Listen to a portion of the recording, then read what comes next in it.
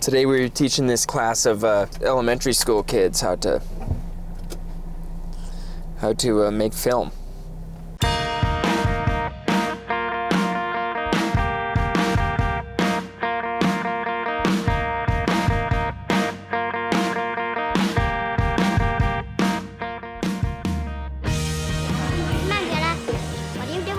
Filming you. What do I have to do? Move. Okay, fine.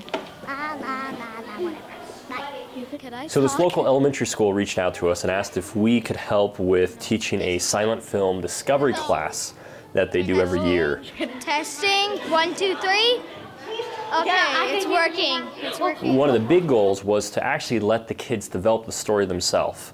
That if they came up with a horrible story, we still would do it because it was their story. But luckily, they didn't come up with a horrible story, though some of them tried to come up with some horrible stories. And then the second goal was to let them actually film it. Allow them full range of our equipment, to let them know, this is how much it costs, this is what it's worth, and we're trusting you with this, and let them go at it. I think what a fun opportunity to see these kids really take on these roles. I mean, there was this one girl who pulled focus, and she was a genius focus puller at 9 years old. This one kid was doing camera movement and just kind of had a natural knack for letting movement motivate the camera. So it was the thought process of, should we bring very little equipment so we can do fast, or should we bring some of the bigger equipment to make the kids feel excited and they're part of something big? So we kind of went half and half. We spent quite a bit of time explaining to them the principle of a good story in solid writing. Because heavens, we're all victims of horribly written movies. I was trying to do my 2 cents for humanity and make sure that these kids don't contribute to that in any way, shape, or form.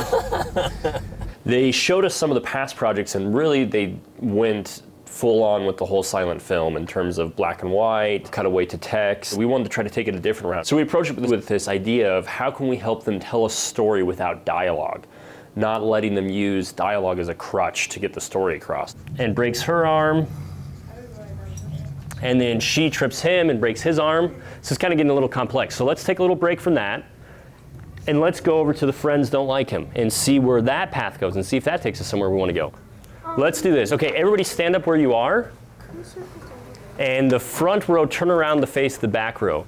Good entertainment, not just movies, good entertainment makes you feel a certain way. If I see a horror movie and I think it's funny, that's a bad horror movie. But if I see a horror movie, and even though I don't want to be scared, I end up being afraid, that's a well-done horror movie. They made me afraid against my will. That's powerful entertainment, and that's all done with writing.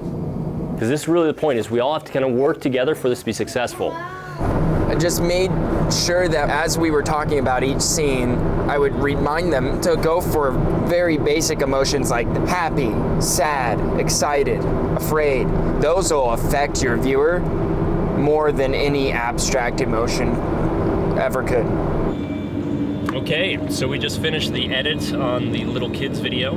Heading back now for the presentation. Jake is reviewing it. Just make sure that it actually rendered all the way. Not like we can do much now because we're well on our way and almost about to be late to it. The last day was a bit hectic as everybody was kind of excited and also kind of really tired. But we'll see what happens. This is shocking.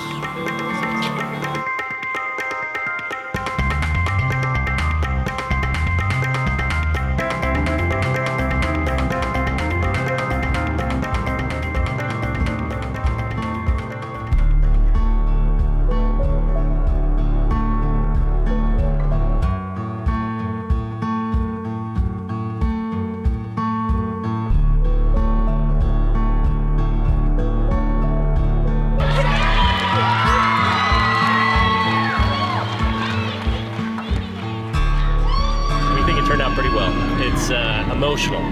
Kids did a good job coming up with a story and piecing it all together.